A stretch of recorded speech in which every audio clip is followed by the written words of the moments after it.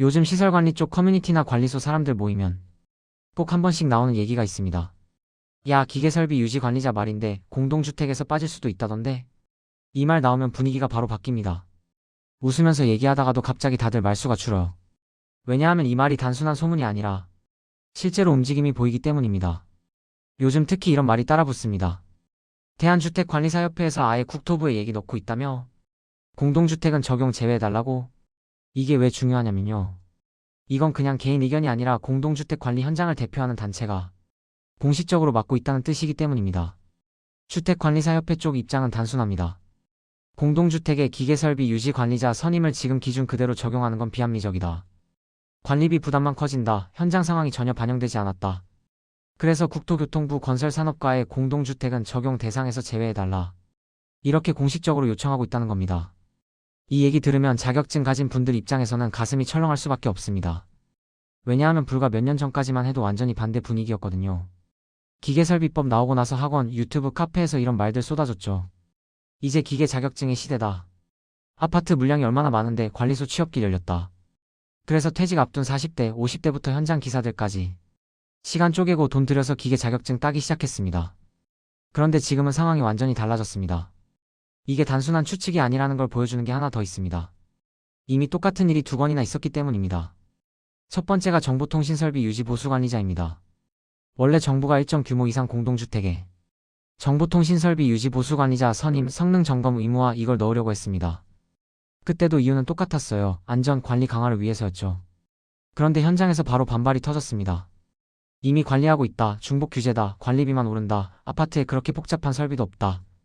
결국 어떻게 됐습니까? 공동주택 의무 대상에서 제외됐습니다. 두 번째는 시설물안전관련법입니다. 이것도 마찬가지였습니다. 관리주체 책임 강화한다는 명목으로 공동주택의 의무를 더 얹으려다가 중복 규제, 관리비 상승, 현장 부담 과도 이 이유로 또 공동주택은 빠졌습니다. 여기서 중요한 건 이겁니다. 정부가 공동주택은 다른 시설이랑 다르다는 걸 이미 두 번이나 인정했다는 겁니다. 그럼 자연스럽게 이 질문이 나올 수밖에 없습니다. 그런데 왜 기계설비만 아직 그대로냐? 그래서 지금 현장에서 나오는 말이 이겁니다. 정보통신도 빠졌고 시설물 안전도 빠졌고 기계설비도 결국 같은 길 가는 거 아니냐? 그리고 이 말의 끝은 항상 여기로 옵니다. 그럼 기계 자격증은 뭐 되는 거냐? 이게 바로 요즘 기계설비 자격증 가진 사람들이 불안해지는 이유입니다. 단순히 일이 힘들어서가 아닙니다. 법 자체가 공동주택에서 빠질 가능성이 현실적으로 거론되고 있기 때문입니다. 그리고 그 움직임의 중심에 현장 단체, 즉 대한주택관리사협회가 있다는 겁니다. 오늘 이 영상에서는 이 문제를 감정 빼고 냉정하게 보겠습니다.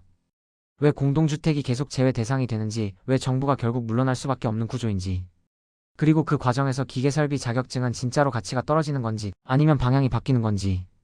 희망적인 말, 막연한 위로 오늘은 안 하겠습니다. 대신 이미 일어난 일, 이미 막아낸 전례, 지금 실제로 움직이는 흐름을 그대로 놓고 보겠습니다. 이 영상 끝까지 보면 아마 이렇게 느끼실 겁니다. 아, 이게 괜히 나오는 말이 아니었구나. 공동주택은 왜 항상 제외 대상이 되는 걸까? 자, 여기서 중요한 걸 하나 짚고 가야 합니다. 정부가 뭔가 의무를 새로 만들 때 공동주택만 유독 빠지는 이유가 있습니다.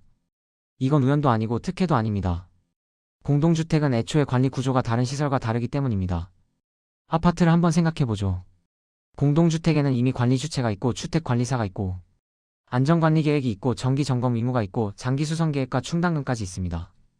전기, 소방, 승강기, 기계설비 이걸 한 사람이든 팀이든 상시로 책임지고 관리하는 구조입니다. 즉 관리 사각지대가 아니라 이미 관리가 과하게 얹혀있는 구조라는 겁니다. 그래서 공동주택에 새로운 선임 의무가 들어오면 항상 똑같은 문제가 터집니다. 첫째, 업무 중복. 이미 점검하고 있는 걸 또 다른 이름으로 하게 됩니다. 둘째, 비용 증가. 새로 선임한 인건비, 외주 점검 비용, 이거 전부 관리비로 들어갑니다. 셋째, 책임 불명확. 사고 나면 누가 책임지는지 더 헷갈려집니다. 기존 관리자냐, 새로 선임한 사람이냐? 그래서 현장에서는 항상 같은 질문을 던집니다. 이게 정말 안전을 높이는 거냐? 아니면 서류만 늘리는 거냐? 이 질문에 정부가 명확하게 답을 못하면 결국 어떻게 될까요? 결국 공동주택은 빠집니다. 앞서 말했듯이 이건 이미 두 번이나 반복된 패턴입니다. 정보통신설비 유지 보수관리자도 그랬고 시설물 안전관리 강화도 그랬습니다. 처음에는 안전 때문에 필요하다라고 들어오지만 현장에서 중복이다, 부담이 크다, 실효성이 없다. 이 목소리가 커지면 정부는 결국 한 발 물러섭니다. 그리고 그 결론은 항상 같습니다. 공동주택은 적용 제외. 여기서 중요한 포인트가 하나 더 있습니다. 공동주택은 전국 단지 수가 압도적으로 많습니다. 그래서 공동주택을 의무 대상에 넣는 순간 반발도 크고 민원도 많고 관리비 이슈로 바로 정치화됩니다. 즉 공동주택의 의무를 얻는 순간 그 제도는 바로 사회적 이슈가 됩니다. 정부 입장에서도 부담이 큽니다. 그래서 지금 기계설비법도 똑같은 길을 걷고 있는 겁니다. 이미 관리하고 있다는 주장, 기준이 비합리적이라는 지적, 관리비 부담 문제, 인력 부족 문제. 이게 몇 년째 반복되고 있고 이제는 현장 단체가 공식적으로 제외 요청까지 넣은 상황입니다. 그러다 보니 현장에서 이런 말이 나오는 겁니다. 이거 정보통신이랑 똑같다. 시간 문제다. 결국 아파트는 빠질 거다. 이 말이 괜히 도는 게 아닙니다.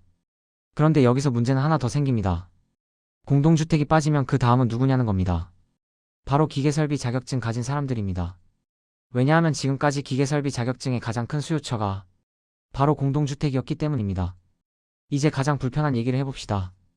기계 자격증 이제 똥 되는 거 아니냐? 이 말 막 던지는 말 아닙니다. 그만큼 구조가 바뀌고 있다는 신호입니다. 먼저 기계설비 자격증이 어디서 수요가 생겼는지부터 보죠. 기계설비법 생기기 전까지 기계 자격증은 공장, 병원, 대형 건물 이런 특정 시설 중심이었습니다. 그런데 기계설비법이 나오면서 판이 바뀌었습니다. 공동주택이 들어왔기 때문입니다. 공동주택은 왜 중요할까요? 단지 수가 많고 전국에 고르게 분포돼 있고 관리소 채용 구조가 열려 있고 자격증 보유자 우대가 가능했기 때문입니다. 즉 기계설비 자격증을 취업용 자격증으로 만들어준 게 바로 공동주택이었습니다. 그래서 사람들이 기계 자격증을 따기 시작한 겁니다. 그런데 이 구조가 깨집니다. 공동주택이 의무 대상에서 빠진다? 이 말은 곧 유지관리자, 선임 수요 급감, 자격증 프리미엄 붕괴, 채용 공고 자체 감소. 이 세 가지가 한꺼번에 옵니다. 그래서 똥 된다는 말이 나오는 겁니다. 여기서 하나 더 냉정한 사실이 있습니다. 공동주택 외 시설은 자격증 중심이 아닙니다. 병원, 데이터센터, 대형 업무시설은 실무 경력, 설비 이해도, 비상 대응 능력, 야간, 주말 책임 이걸 봅니다. 즉 자격증 하나만 들고 들어갈 수 있는 시장이 원래부터 아니었습니다. 그래서 이런 말도 나옵니다. 아파트 말고는 경력 없으면 쳐다도 안 본다. 이게 과장이 아닙니다. 여기서 기계설비 자격증이 특히 불리한 이유가 하나 더 있습니다. 전기랑 비교해보면 더 분명해집니다. 전기는 법적으로 필수관리 대상이고 대체 인력이 없고 사고 나면 형사 책임까지 갑니다. 그래서 전기는 웬만해선 의무에서 빠지지 않습니다. 반면 기계는 기존 관리체계와 겹치고 굳이 별도로 라는 인식이 있고 실제 사고 책임도 분산돼 있습니다. 그래서 정부 입장에서도 이건 조정 가능하다라고 보는 겁니다. 이런 상황이 되다 보니 기계 자격증 가진 사람들 사이에서 이런 말이 도는 겁니다. 이거 타이밍 잘못 잡았다. 아파트 보고 들어왔는데 판이 바뀐다. 이제 어디로 가야 하냐? 이게 지금 현실입니다. 하지만 여기서 중요한 말 하나 하겠습니다. 기계 자격증은 무용지물? 이건 아닙니다. 문제는 기계 자격증의 쓰임새가 완전히 바뀌고 있다는 것입니다. 이제 남는 시장은 이겁니다. 병원, 데이터센터, 대형 상업시설, 공장. 그런데 여긴 자격증이 입장권이 아니라 기본 옵션입니다. 즉 자격증만 있으면 들어가는 시장이 아니라 자격증 없으면 아예 못 들어가는 시장입니다. 차이가 느껴지시죠? 그래서 기계 자격증은 지금 무너지는 게 아니라 걸러지는 중입니다. 아파트 중심 자격증에서 전문시설 중심 자격증으로 성격이 바뀌는 겁니다. 그럼 기계 자격증 가진 사람은 어떻게 살아남아야 할까요? 여기까지 들으면 솔직히 이런 생각 들 겁니다. 그럼 이제 기계 자격증 따는 건 의미 없는 거냐? 아닙니다. 의미는 있습니다. 다만 예전 방식으로는 안 됩니다. 이제부터는 기계 자격증을 이렇게 생각하면 안 됩니다. 자격증 따면 자리 생긴다. 아파트 관리소 그냥 들어간다. 선임 수당 받는다. 이 공식은 이미 깨지고 있습니다. 그럼 어떻게 봐야 할까요? 기계 자격증은 이제 단독 무기가 아니라 보조 무기입니다. 혼자서는 부족하고 다른 능력과 붙어야 합니다. 1. 전기와 붙여라. 가장 현실적인 조합은 기계 전기입니다. 왜냐하면 시설 현장은 결국 전기 없으면 안 돌아가고 기계는 전기 따라갑니다. 그래서 전기기사 기계설비 경험, 전기 주력 기계 보조. 이 조합은 아파트든 병원이든 대형 시설이든 쓸 수 있습니다. 반대로 기계 단독은 갈수록 자리가 줄어듭니다. 2. 아파트 말고 시설 관리 전체를 봐라. 이제 목표를 이렇게 잡아야 합니다. 병원, 데이터센터, 대형 쇼핑몰, 복합 업무 시설. 이쪽은 책임은 크지만 급여도 다르고 전문성도 인정받습니다. 3. 자격증보다 설비 이해를 만들어라. 이제 채용에서 자주 나오는 말이 이겁니다. 이론은 아는데 현장은 해봤어요? 그래서 기계 자격증 가진 사람은 이걸 반드시 채워야 합니다. 냉동기, 보일러, 펌프, 공조, 배관, 개통. 자격증 공부한 수준이 아니라 손으로 만져본 수준이 필요합니다. 4. 관리자가 아니라 책임자 마인드로 가라. 아파트 중심 기계직은 관리 개념이 강했습니다. 점검하고 기록하고 이상 있으면 외주 부르고. 그런데 대형 시설은 다릅니다. 장애 대응, 원인 분석, 재발 방지, 비용 판단. 이걸 스스로 결정해야 합니다. 즉, 기계 자격증, 판단력, 책임감. 이 조합이 살아남는 조합입니다. 이제 막 기계 자격증 준비하는 분들께 이 말은 꼭 하고 싶습니다. 아파트만 보고 들어오지 마세요. 정리하겠습니다. 기계 자격증이 사라지는 것도 아니고 갑자기 쓰레기가 되는 것도 아닙니다. 다만 쉬운 길이 막히고 어려운 길만 남는 중입니다. 그래서 지금 힘든 겁니다. 이제 이 이야기를 어떻게 받아들여야 할지 정리할 시간입니다. 오늘 이 영상에서 우리가 본 건 공포도 아니고 선동도 아닙니다. 방향이 바뀌고 있다는 신호입니다. 기계설비 자격증이 문제가 된 게 아닙니다. 자격증을 딴 사람이 틀린 선택을 한 것도 아닙니다.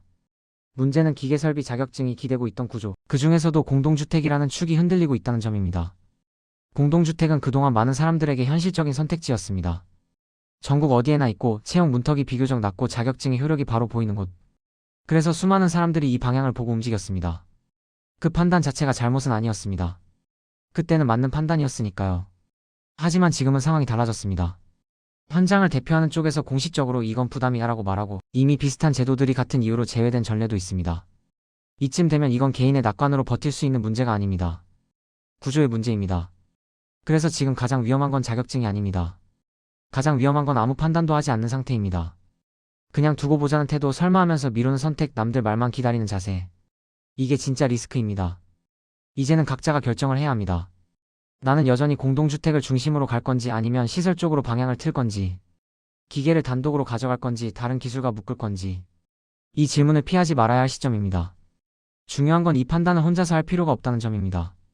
이 문제는 한 사람의 고민으로 끝낼 문제가 아닙니다. 같은 현장, 같은 고민을 가진 사람들이 이미 여기저기 흩어져 있습니다. 각자 따로 생각하면 불안만 커집니다. 그래서 이 영상은 여기서 끝내면 안 됩니다. 댓글 몇 줄로 감정만 쏟고 흘려보내기엔 이 문제는 너무 큽니다. 네이버 카페 시설워크로 들어와 주세요. 거기서 이렇게 적어주시면 됩니다. 우리 단지는 어떤 상황인지, 관리비는 얼마나 부담되는지, 자격증 따고 나서 현실은 어땠는지. 정리된 글 아니어도 됩니다. 결론 없어도 됩니다. 경험 하나, 생각 하나면 충분합니다. 법과 제도는 늘 현장보다 늦게 움직입니다. 하지만 방향을 바꾸게 만드는 건 항상 현장의 목소리였습니다.